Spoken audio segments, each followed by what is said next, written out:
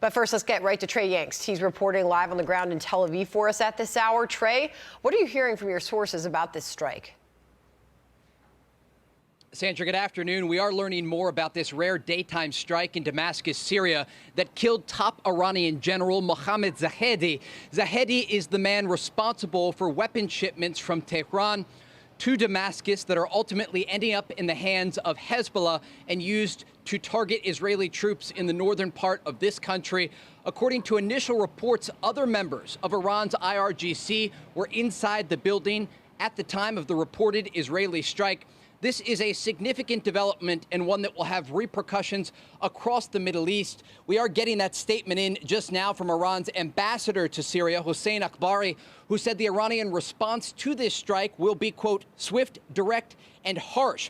Zahedi is someone who is seen as a successor to other regional commanders who previously reported to Qasem Soleimani, that top Iranian general who was killed in the 2020 drone strike outside of Baghdad's international airport.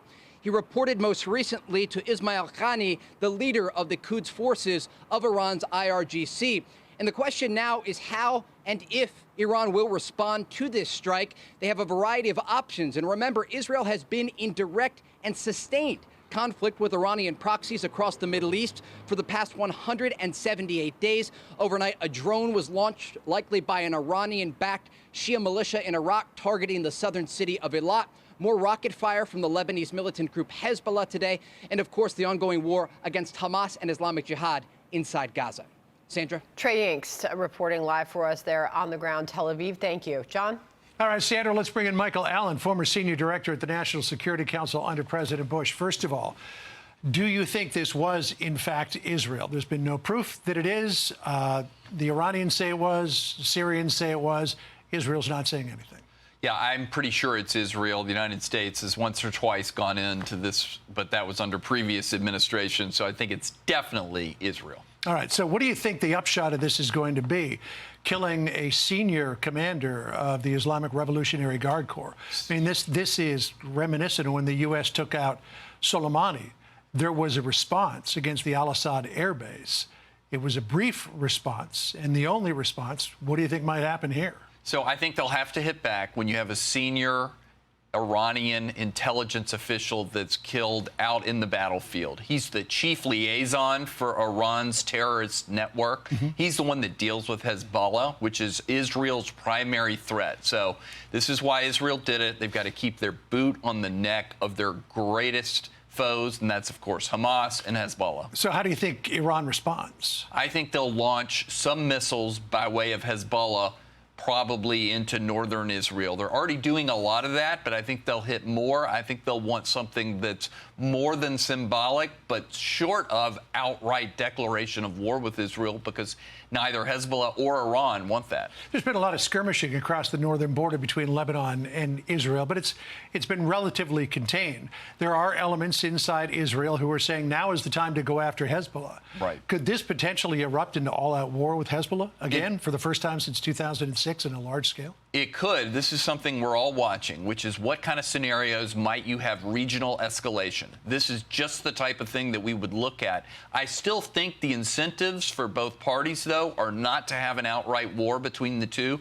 Iran wants to keep Hezbollah where it is. It wants to support Hamas, send some weapons over, but it wants to keep it there because if Iran ever was bombed by Israel, in other words, to go after their nuclear program, Iran wants Hezbollah there to be able to go back at Israel in that kind of scenario. And Iran is at risk of losing Hamas, so I assume it doesn't want to lose Hezbollah as well. I want to ask you about this warning from retired General Frank McKenzie, who said that America could be in for an attack by ISIS in light of what happened last week in Moscow. Listen here.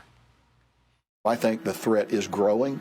It's begun to grow as soon as we left Afghanistan and took pressure off ISIS-K. So I think we should expect further attempts of this nature against the United States as well as our partners and other nations abroad. I think this is inevitable.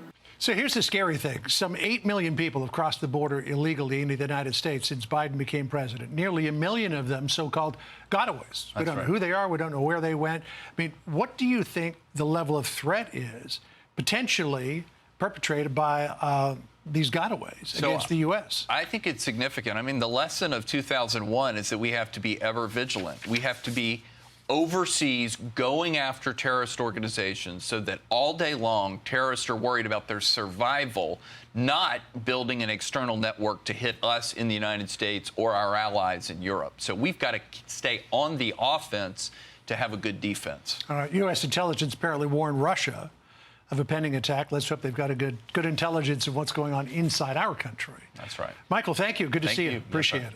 I'm Steve Doocy. I'm Brian Kilmeade. And I'm Ainsley Earhart. And click here to subscribe to the Fox News YouTube page to catch our hottest interviews and most compelling analysis.